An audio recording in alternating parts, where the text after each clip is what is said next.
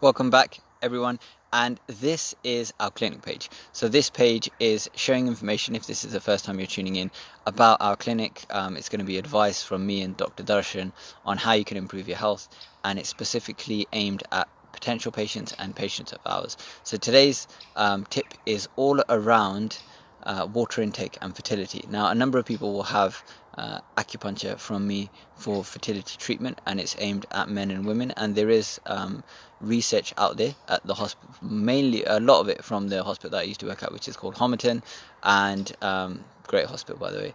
And they looked at, in conjunction to IVF, how acupuncture improved the outcomes of people who had IVF, and it was, in the last study that I read, it was a 50% increase in positive outcomes, which is people having babies, which is massive.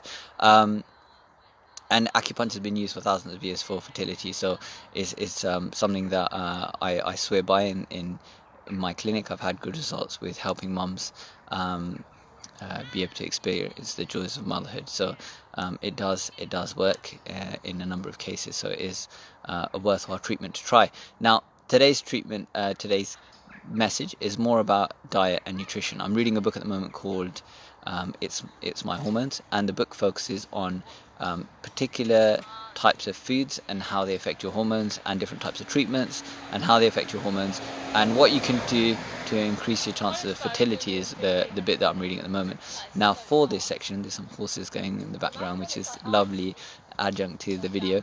Now, in this section, one of the things that really kind of jumped out at me was the advice to stop drinking tap water because of high chlorine levels, and how it could potentially be toxic to your developing fetus, or if it's potentially toxic to your developing fetus, then it might not be advisable for any of us really to drink.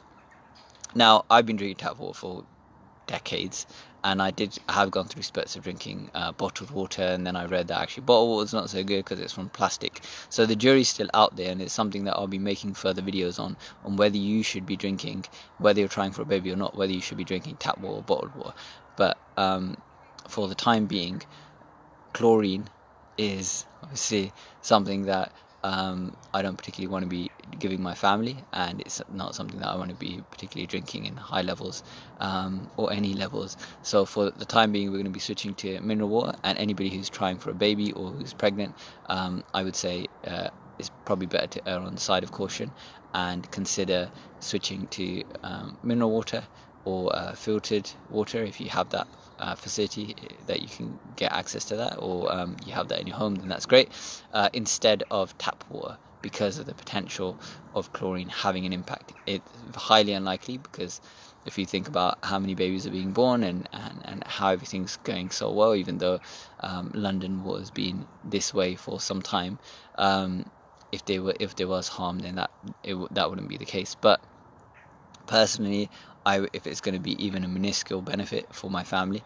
and for myself, I would rather spend £1 buying a 5, or £2 buying a 5-litre bottle of mineral water every week or every couple of days. So that's my advice for today. Hope you take heed of it. Let me know how you get on. If you found value in this video, if you know somebody who's trying for a baby or somebody who's pregnant, then do share this video with them, and do come visit us in the clinic and let us know how we can help.